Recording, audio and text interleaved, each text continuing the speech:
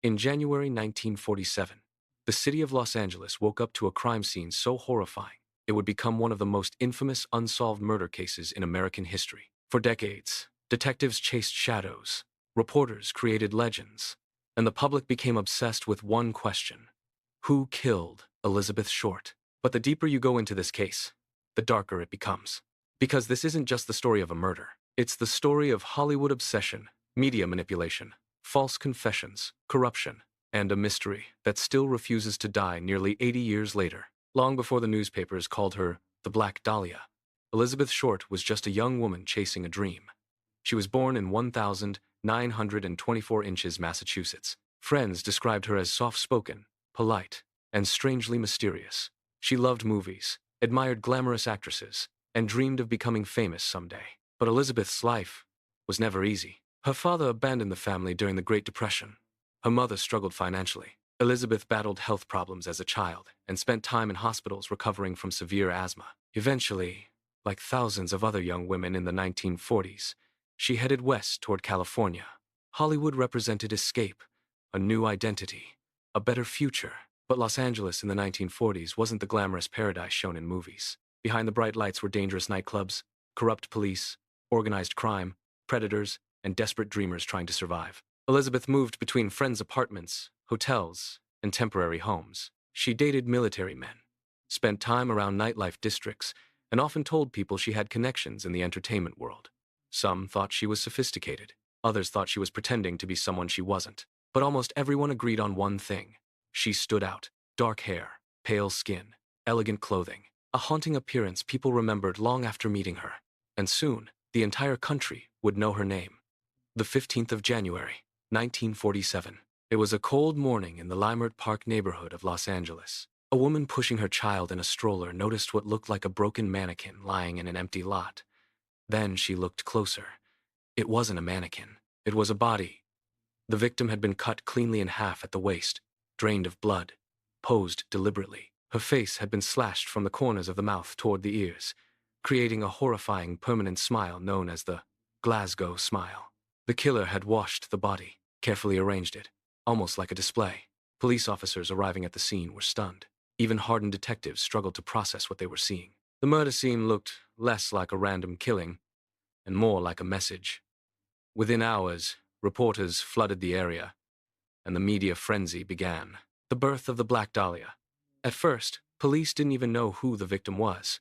Then, fingerprints identified her as two-year-old Elizabeth Short. That's when newspapers transformed her into something else entirely. A myth, a headline, a character. The press gave her the nickname, the Black Dahlia, inspired partly by a recent crime film called The Blue Dahlia, and her dark clothing style. The name exploded across America. Newspapers competed aggressively for readers, often exaggerating details or inventing stories entirely. Some articles portrayed Elizabeth as a dangerous seductress. Others painted her as a tragic Hollywood victim. Very little was accurate. In reality, investigators found no evidence she was an actress, prostitute, or involved in organized crime, despite decades of rumors claiming otherwise. But sensational stories sold papers, and the more shocking the coverage became, the more impossible it was to separate truth from fiction. Soon, the case consumed Los Angeles. People were terrified. Women avoided walking alone. Police hotlines were overwhelmed with tips. And then things got even stranger. The killer contacts the press. A few days after the murder, someone mailed a package to the newspaper office of the Los Angeles Examiner. Inside were Elizabeth Short's personal belongings: her birth certificate, photographs, business cards, an address book. The items had been cleaned with gasoline to remove fingerprints. The sender also included a note made from cut-out newspaper letters. It read, "Here is Dahlia's belongings. Letter to follow." The killer was taunting police, and the city panicked. Over the next weeks, more letters arrived. Some claimed responsibility. Others contained threats. Investigators couldn't tell which messages were genuine and which were hoaxes created by attention seekers, because by then, the case had become a national obsession. And with obsession came chaos. Hundreds of suspects. The investigation quickly spiraled out of control. At one point, police reportedly investigated hundreds of suspects: doctors, actors, soldiers, gangsters, artists, even police officers themselves. More than 50 people eventually confessed to the murder, most falsely. Some were mentally unstable. Some wanted publicity. Others seemed fascinated by the attention surrounding the case. But no confession ever led to charges. No physical evidence conclusively tied anyone to the crime. And crucial mistakes may have destroyed the investigation forever. Crime scenes in the 1940s were often contaminated. Forensics were primitive compared to modern standards. Crowds and reporters walked near evidence. Important records disappeared. Some detectives believed political corruption inside Los Angeles authorities interfered with the investigation. Others suspected the killer had medical training because of the precision used to cut the body. The clean separation at the waist suggested anatomical knowledge. That theory led investigators towards surgeons, butchers, morticians, and medical students. Yet none could be definitively connected. And slowly, the case began transforming into something even more dangerous. A legend. Hollywood's dark side. Part of what made the Black Dahlia case so powerful was its connection to Hollywood fantasy. Elizabeth Short represented a disturbing symbol. The dreamer, destroyed by Los Angeles. During the late 1940s, Hollywood was seen as magical across America. Young people traveled west hoping to become stars. But many arrived with no money, no protection, and no real opportunities. Predators knew this. Some historians believe Elizabeth encountered dangerous men while moving through nightlife circles connected to wealthy elites and aspiring entertainers. There were rumors of secret parties, rumors of abuse, rumors involving influential people. Most were never proven, but the mystery fed public imagination endlessly. Writers, filmmakers, and conspiracy theorists kept the story alive for generations. The Black Dahlia became more than a victim. She became a cultural ghost, haunting Los Angeles itself. The most famous suspect. Over the decades, many suspects emerged, but one name became especially controversial: George Hodel. Hodel was a wealthy Los Angeles doctor with connections to powerful circles. In the early 2000s, retired detective Steve Hodel, George Hodel's own son, publicly accused his father of being the killer. He claimed his father had surgical skills, a disturbing personality, and possible connections to the crime scene. Even more chilling, old police files revealed that George Hodel had once been secretly wiretapped by investigators. In one recording, he allegedly said, "Supposin' I did kill the Black Dahlia. They couldn't prove it now." That single sentence shocked true crime audiences worldwide. But the evidence remained circumstantial. No definitive proof ever linked George Hodel to the murder. Some experts believe he was likely guilty. Others argue the theory relies too heavily on coincidence and interpretation. And that uncertainty is what keeps the case alive. Every few years, a new suspect appears.